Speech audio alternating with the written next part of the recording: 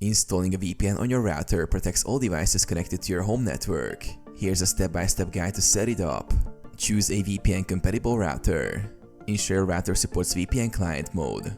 Popular brands like Asus, Linksys, and Netgear often have this feature.